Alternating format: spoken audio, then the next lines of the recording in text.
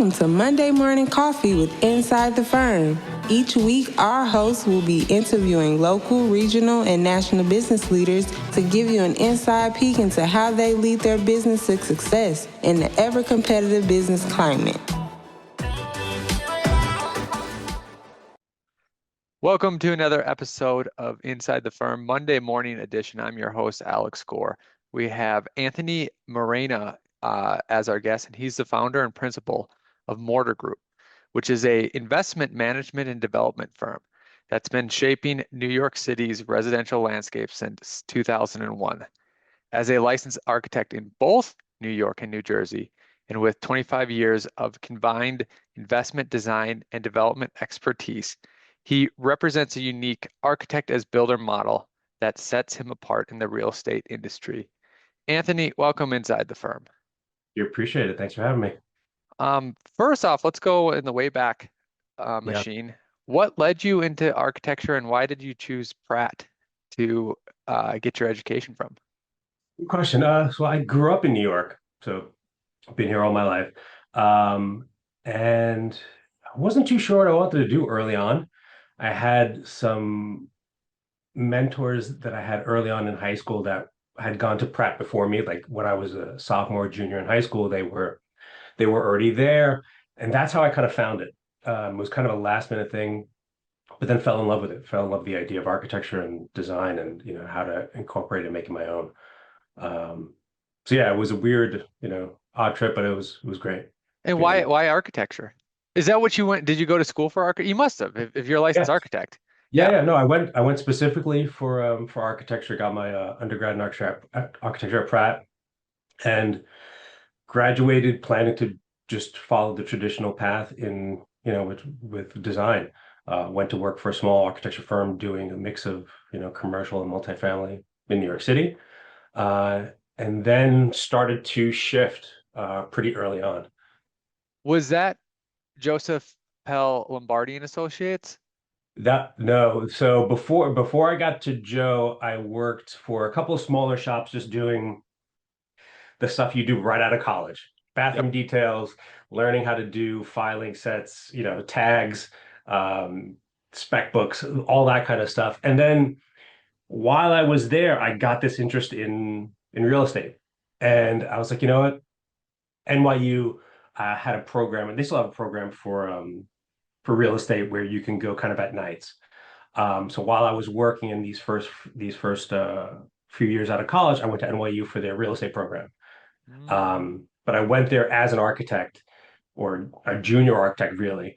And I basically understood nothing that they were really talking about at the NYU program. It's just the idea of real estate finance using Microsoft Excel went right over my head, but it got me interested, and I kind of stayed with it. And then at some point after the first few years, I landed a job with Joseph Pell Lombardi, who was my first foray kind of into development, because I wanted to work for an architect who was a developer. And back then there weren't that many, and they were hard to kind of find. Yeah. So he was a local guy who had been doing it for a bit, for quite a while. And that was kind of what kicked everything off. What did he do at his firm, and what did you learn from him? So Joe started off in development in the 70s, and basically was one of the first guys that pioneered landmark conversions of like these old warehouses in downtown Manhattan and Tribeca. He was one of those guys that was buying these kind of buildings, converting them, taking them through the landmarks process, which in New York is extremely difficult. You have to understand the path, the politics, and everything. But he was one of the first guys to do it, and really kind of made his name that way. So when I went to go work for him, it was doing that kind of stuff where you had these buildings from the 1800s that were being, there were lofts, commercial lofts, warehouses that were being converted to these massive 2,000-3,000 square foot apartments. And it was just kind of fun design to do. And that's how it kicked off. What year did you graduate? 99. 99. Okay. And then when did you go off on your own? What year? So it all kind of happened overlapping. So I started working right out of college, or when I was in college, for architecture firms. Then I went to work with Joe Lombardi a couple years later. And at the same time, I had found a piece of land um, in Brooklyn that I was like, okay, I want to develop that. So that was like 2002, 2001. So that was kind of when things started. So it was like NYU. I graduated from Pratt, jumped right into NYU for the real estate program, and then jumped right into the next round of trying to learn more about real estate because I just had no idea how it worked. And even with a short tenure in architecture, I knew I wanted something a little bit different, but I was trying Yep. to figure out what it was. And that's what took a while to figure out. And it was this being a developer, and Yeah. th that was okay, awesome. Yeah. Um, how did you get that first deal off the ground? Financing, drawing, everything. I don't know. I don't know. Yeah, I I think it was youth and you're just naive to the process and the pain. yeah, Um, it took 5 years to do the project from beginning to end. It should have taken 2, 3 years, but and I was doing it at nights on weekends, and I was just kind of learning as I went. Um, and I just did everything myself. It was just like, okay, I need to learn about how to get a loan, put together a pitch book. It went piece by piece and just trying to figure out, at the time the internet was good, but it was kind of useless at the same time. So you're just trying to, sure. put It's together whatever nothing you like it could. is today. It's No, nothing like it is today. no. So hey, just kind of piece it together. A lot of So mistakes. Yeah. you literally, you had a job for a while, but then you got a personal loan to buy the land. Was it bare land?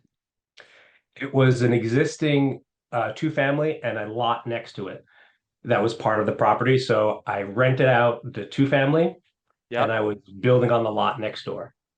Gotcha. What did you put on the lot next door? It was a six family condominium. Okay, so now, I mean, that must have been even back then $1 million plus build. Uh, $900,000. So back I, then, price in New York was like $100 a foot to build, yeah, which oh, is amazing. well, But yeah. I got so I was in New York City in 2003. I was working for Leapskin just for a year. No, no, no. Sorry, not 2003. That's when 2008. Um, and that's a foreshadow there. But uh it's when we built, so we build and develop here, and I was basing everything off $100 a square foot, and it turned out to be like 220. And Yeah. like now you can't touch anything for, it's 450, 500, and this is I'm talking Colorado. I'm not even talking New York prices, right? So it's crazy how much because 20 years ago to me and you doesn't seem that long ago, but price wise, holy Yeah. cow. Yeah, it feels like yesterday, you remember it very kind of, the pain, the wins of it, it was great, but yeah. And it's like it was $100 a foot. Everyone was like, no, you can't do it that cheap, but you're doing everything yourself.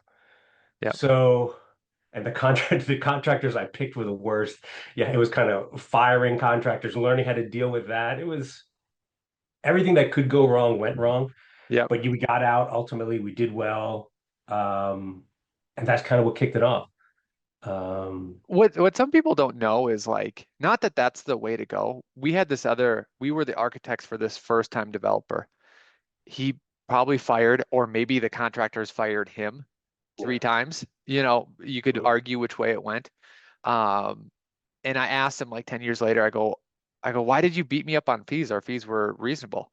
He goes, hey, to be honest, I didn't know what anything was supposed to cost. Just anything that they told me, anyone I just said was too high. He's like, I had no idea. Yeah, It's not that you yeah, weren't. He's like, I had no idea. yeah. Uh, I didn't charge anything for the architectural fee. I didn't know what for the structural engineer cost. The contractors I think saw blood in the water where it's like, okay, there's this kid here. We're gonna try to extract as much as possible. Um, so it was just, yeah, you're just kind of figuring it out.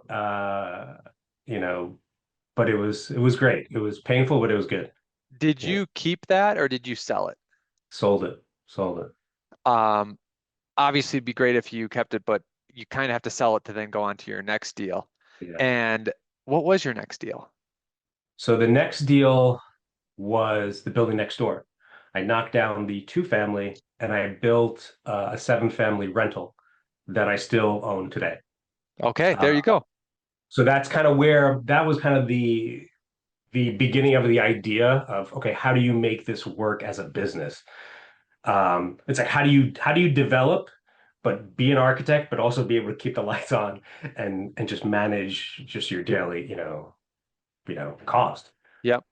And that's kind of where it started. Um, could you tell the story of the lead up to 2008? And did that affect you? Yeah. Um, Like so where were you at? How many more projects did you get to before that hit and what happened? so we were doing we meaning me, but you get used to speaking in the plural. Yeah. But it was I finished those two projects.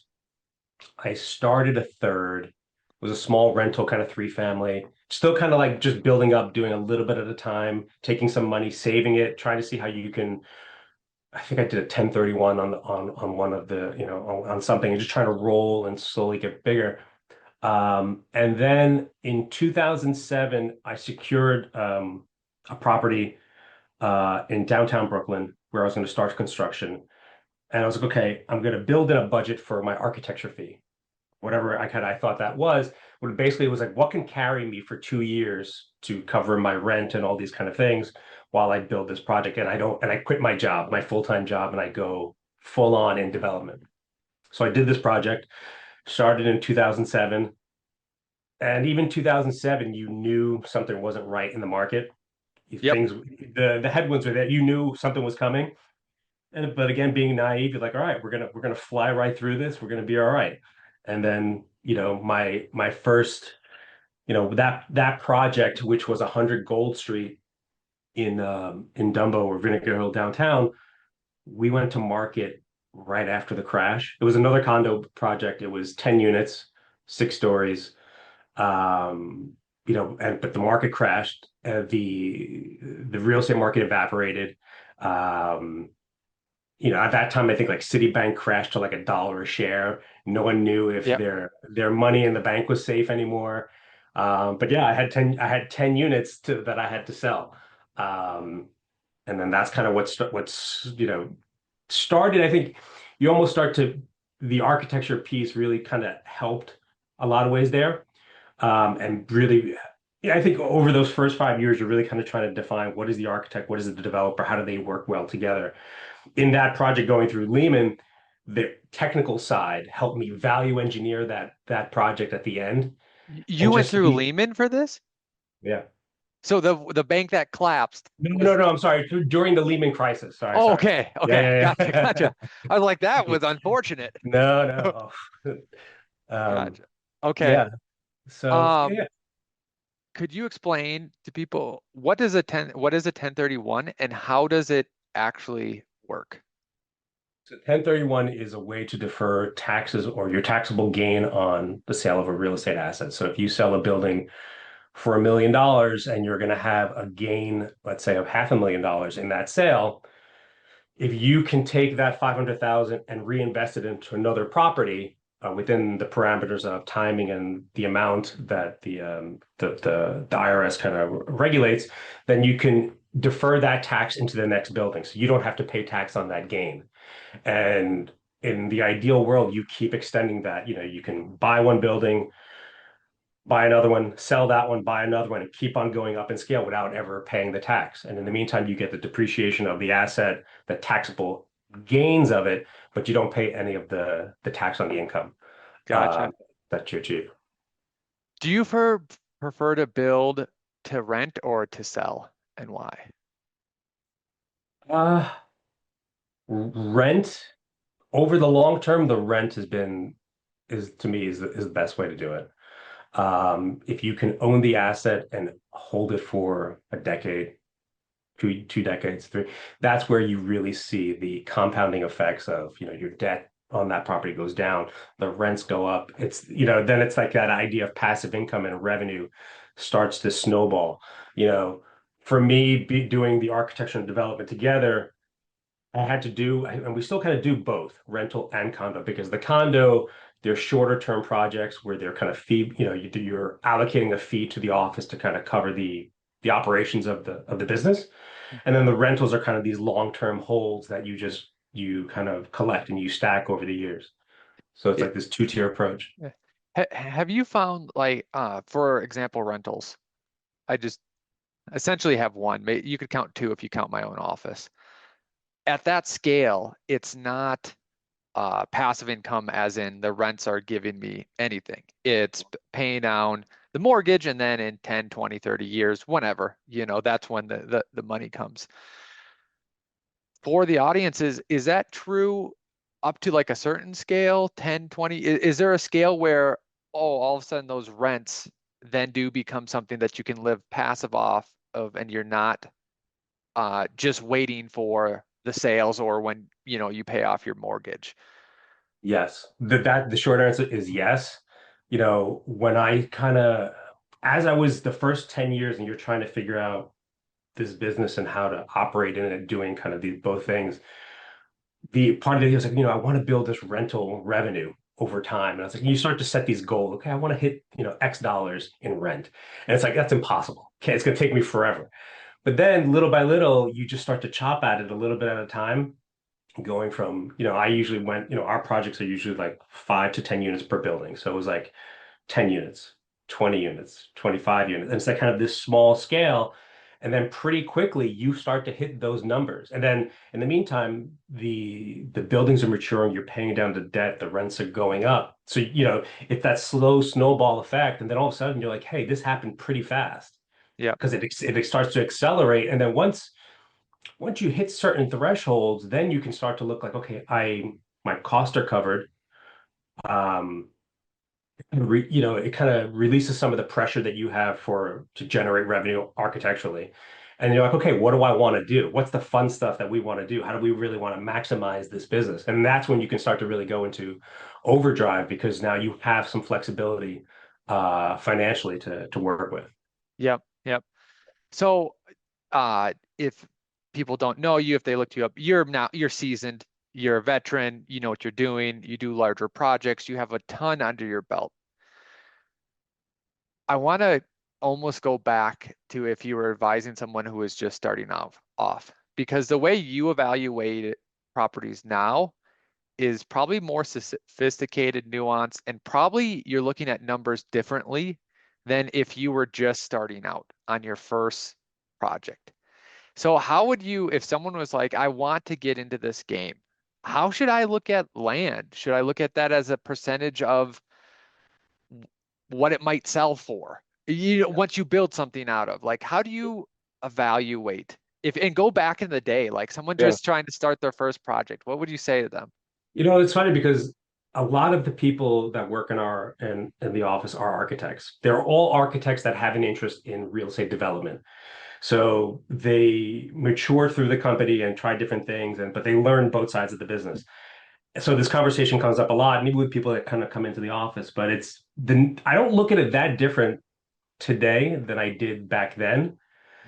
Mhm. Um, the models and the pro formas and the way I would look at budgeting that I learned early at, even Joseph Lombardi's office or some of the other places that I worked, I took those same budgets and pro formas, they matured a little bit, got refined to what I do, but it's kind of the same concept. You're really looking at, the price of land, you're plugging in the cost of the construction, and then on the exit, what do you think the value is? And just refining those numbers so that it's automatic. So now, or back, going back then, I didn't know what the cost of an attorney was, closing costs, all these kind of things. Now that it's all kind of automatic. I know pretty much 95% of what my budget looks like.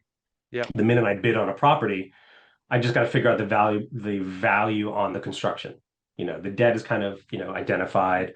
Um, but it's the same thing. It's just you get more familiar with what the actual numbers are. But it's pretty, I tell the guys in the office a lot where it's like coming from architecture and learning real estate, if you do it once or twice, you pretty much get a handle on it. Yeah. It's hard to teach someone from finance architecture or the technical side. It doesn't go both ways. I can't teach a finance person how to understand the technical side, but an architect can pick up the real estate side if they're motivated to learn it pretty easily. And then it's just maturing and refining that skill. Um, and then you I start to, yeah, Yeah, I have to agree with you because literally when I was walking down here, I have like some small construction jobs that could come online and doing it. And I know that my architects, because some of our architects go out in the field and manage some of our construction jobs. We can teach them that skill and they can learn it. Me teaching a construction person how to design in Revit and then look at all the codes and understand all the nuances. It's not that they can't, but like, oh, they need like I can't do it that way. It doesn't work backwards. no. Like, And I've tried it. I've tried the experiment, like as we early on when we were expanding, we tried to bring in different parts of financial teams together with the architecture, and we had like an architecture staff and like a development team. And it was very tricky to have both sides together because the architect side could pick up the finance and the real estate, but it didn't go both ways, and it always kind of yeah, caused issues at times. yeah. Um, so Going back to the previous question, I'm going to lay out a scenario and you can adjust it if you want to refine it or use different numbers. But imagine you see a lot, you can buy it for 500,000. You do the construction costs, meaning even like connecting sewer tap fees, everything to actually build it, get it done, have a CO in hand, costs 1.5 million. So you're at 2 million. And it doesn't matter if this is 1 unit or 4 units or whatever, sure. because it's all about sales price. Like one, are those like the inputs you're looking at? And then two, what is your margin at the end? Like, oh, that better comp for X, or is that the way in a very simplified I've version? But what is Yeah, your, yeah, but yeah. what number are you looking, like what's that margin of safety that you're looking for? So it's a couple of different metrics that you look at. The big thing is when you're putting together the budget, we verify the comps quickly. So like we have like, a group of like maybe 5 different sales teams in New York that we work with, depending on where the property is. So it's kind of it's a text, it's a phone call. Hey, what do you think the market value is here? Can you get me some comps? And we align our numbers pretty fast. And it's like, okay, we think we can do these kind of numbers. Then once we solidify that, we look at the investors because like we'll have investors in the project. I invest in the project alongside another group. And it's like we have to deliver to these investors an annualized return in the high teens, low 20s. So if High you've got teens, low 20s. annually at the end of the project when you sell. So that's our goal. So that's kind of our mission for the investor clients. So then, A quick question. So do you yeah, mean like because you don't put in construction money right away? Obviously it takes time to go through permits and all that. So you're not putting down that 2 million in this scenario on day one. You're building up to it. And that's why you mean annualized is that every year they should be getting that depending on when their money goes in and when it comes out. Okay. because yeah, and then that's kind of based on kind of what the market is for investors investing in real estate. It's a riskier proposition than putting your money in like a Vanguard index and stuff like that. So that's your target. And then the other piece of it is to your point is the margin. What's like I kind of call it what's your margin of safety?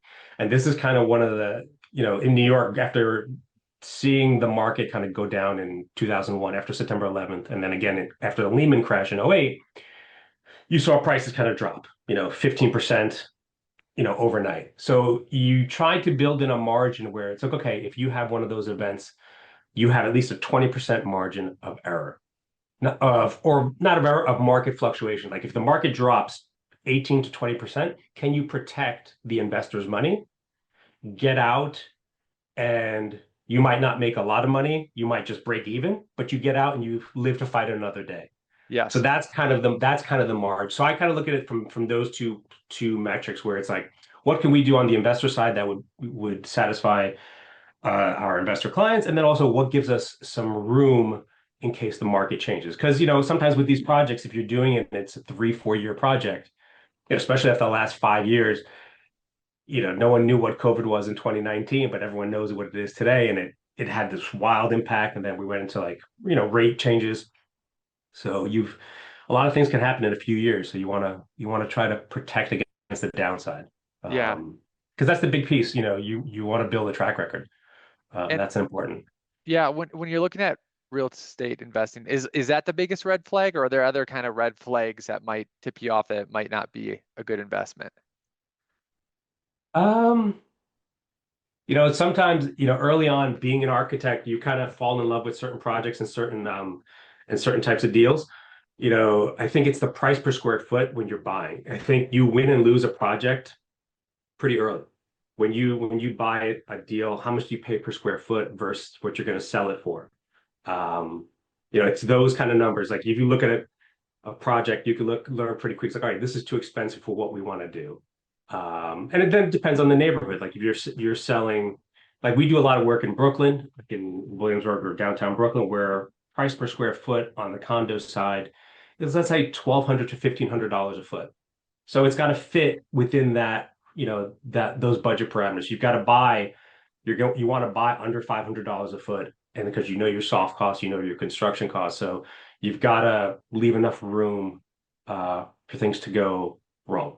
Because something always goes wrong, Yeah, especially sure. new construction. The minute you dig a hole, there's a problem. So Yeah. it's always kind of planning for those kind of things. It's kind of crazy. It's so true because, we have contingency. Everyone has contingency. And you explain contingency. I've never said this phrase, but I might. Like, we're going to know if we're going to need that pretty quickly. Yeah. It's the truth, and yeah, and I've started to tell everyone, it's like especially in New York, everyone it's tight. Everyone is on top of each other as far as like the buildings in an urban setting. If you can get out of the ground, knock on wood, we're in great shape. If you can get your superstructure up and you've preserved your contingency, that's usually where you burn 80 to 90% of it. Yep. So if you get out of that part, you'll have some change orders here and there's some adjustments, but if you can get out of that, you're in really good shape. And then it's just like go, go, go to the finish line. Yeah. Uh, but Yep. yeah, that's the part we were always sweating foundations. You know. Same. Same.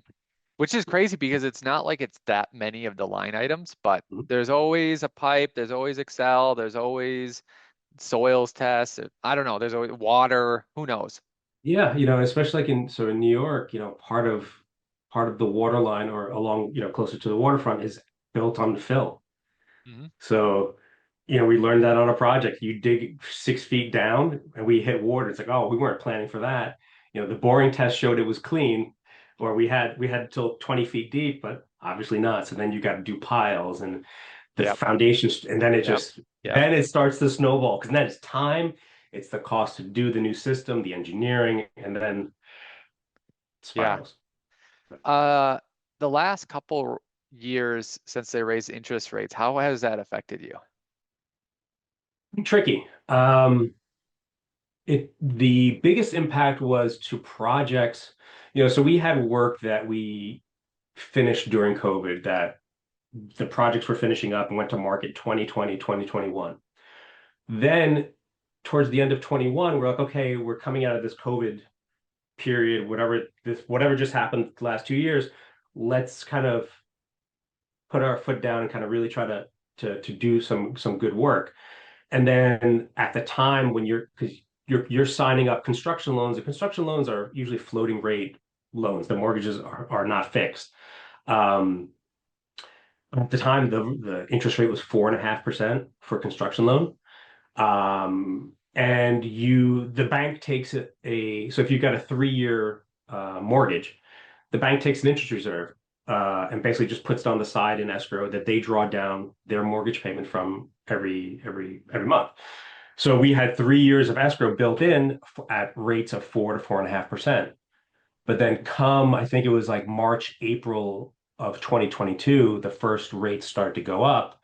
And then a year from then, 4.5% was now 10%. Yeah. So the interest reserves get depleted quickly. Then Yeah. you have the banks are panicking just because of the market in general, and they're like, "Hey, you need to refill your interest reserve instead of it being you just burned through your first $300,000. Now we need 600,000 for the next 6 months, Yeah. 12 months." And so it's kind of the projects were impacted mostly by rates, Are and then and then the valuations change because now what someone was buying a condo that cost, would have cost them $3,000 a month, let's say for the mortgage. Now it's 6 or 7,000. So that house is no longer affordable. So Mhm. it reduces the amount of people on the market. So it's this kind of like this double whammy for a couple of years for really like the last 3 years. Now it's starting to shift. It's getting a lot better. Things are moving a lot faster, but it was tricky for a while navigating it. And then to come up with that payment, are you going back to investors? Is the bank extending some financing? Are you going to different private money?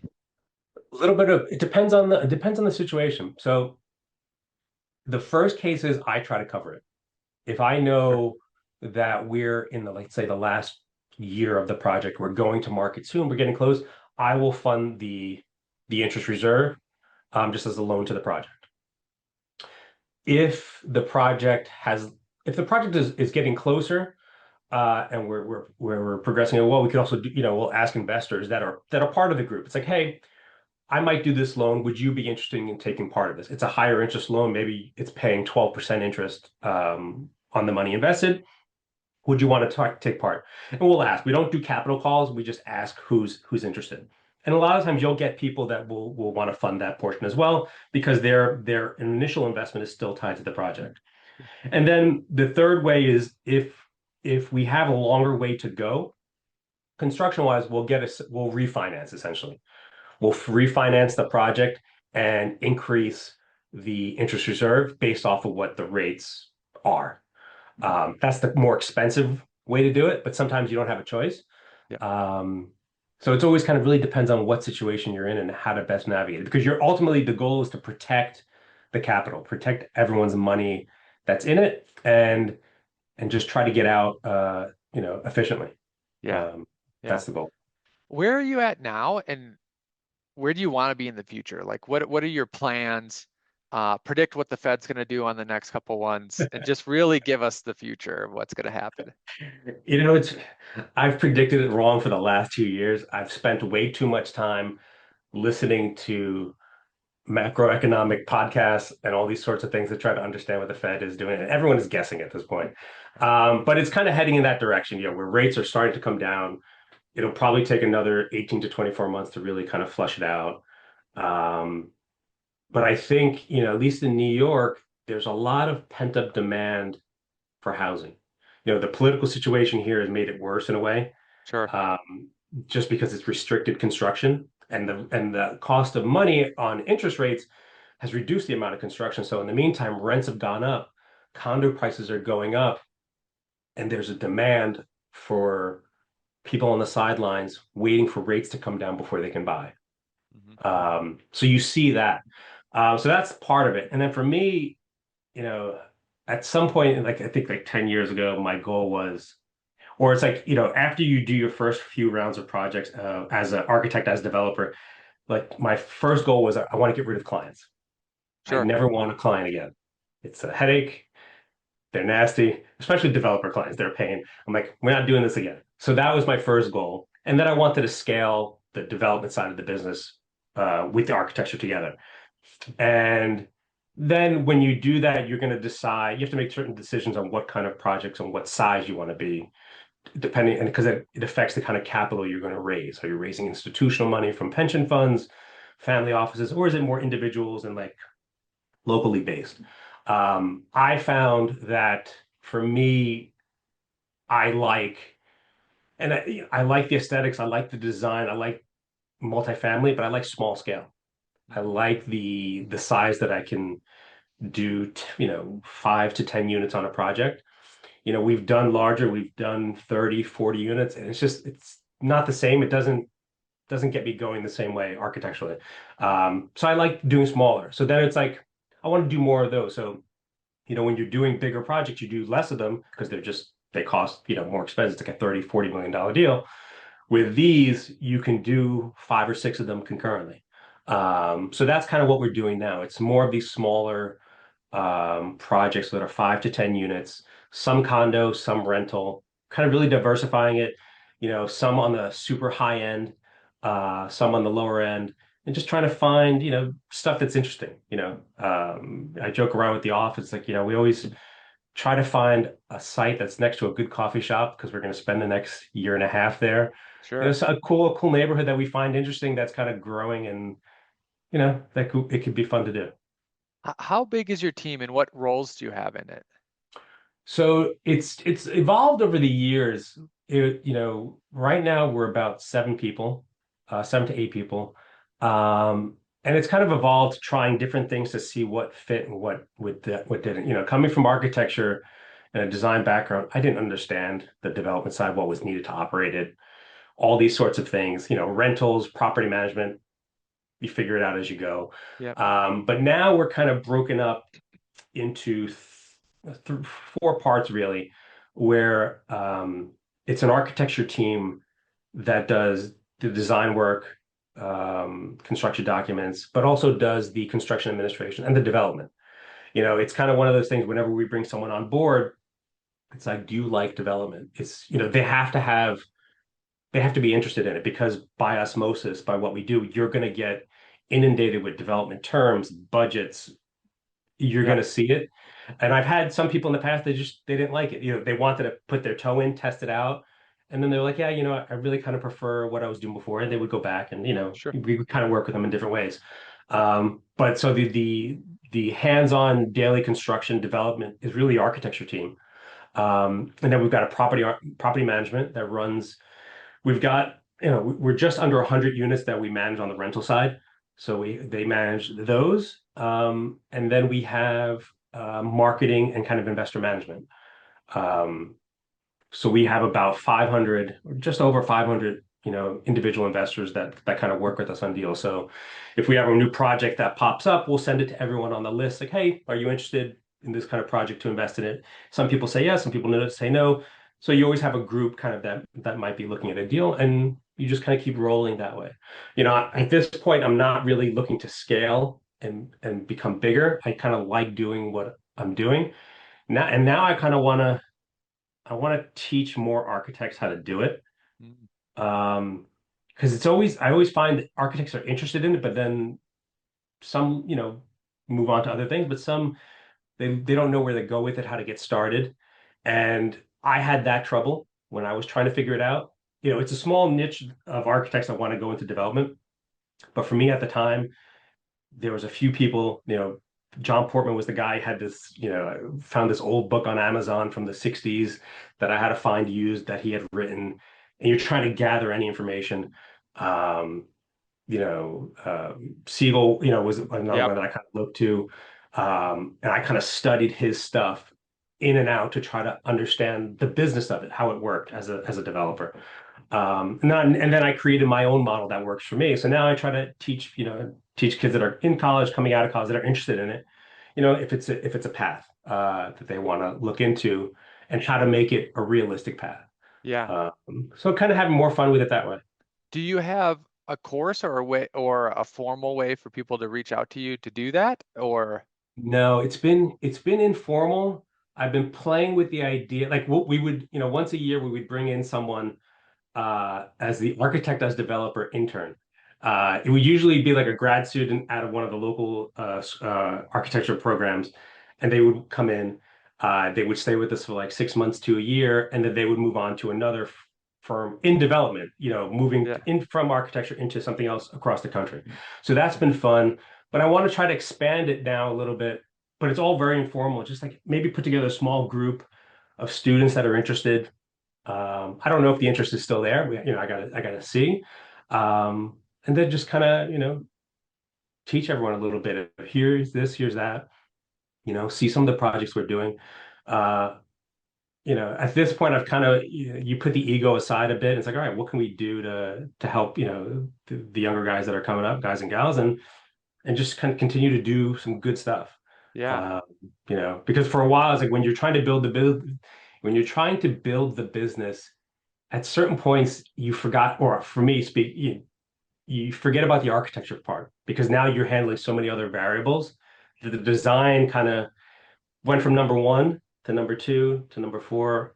And now it's like, okay, you know what? I see the slide. You look at some of the work, came out nice, but I'm like, you know what? We could have done better in those. So now I'm trying to bring that back to the forefront. Uh, Absolutely. do fun stuff. Yeah, absolutely. Well, if there is anyone that wants to get a hold of you, how can they follow you or how could they get a hold of you? And then I'll leave it to you. Any final message you want to get across? Appreciate it. No, this is great. They can visit the website, mortargroup.com. You can find me on LinkedIn, Twitter, all those socials. Just, shoot us a note. You can send us an email at info@mortargroup. Um, we always have, younger people kind of reaching out with questions, or people that are further along that are trying to change, their path or looking for a different perspective. Um, but no, it's been great, and they're just trying to do what we, more of what I do and just trying to, see if we can help some folks out there. Well, Anthony, thank you for sharing your knowledge. I appreciate it. I'm sure everyone else does too. So it was great having you on Oh, thank Inside the you. Firm. Appreciate it. Thank you again.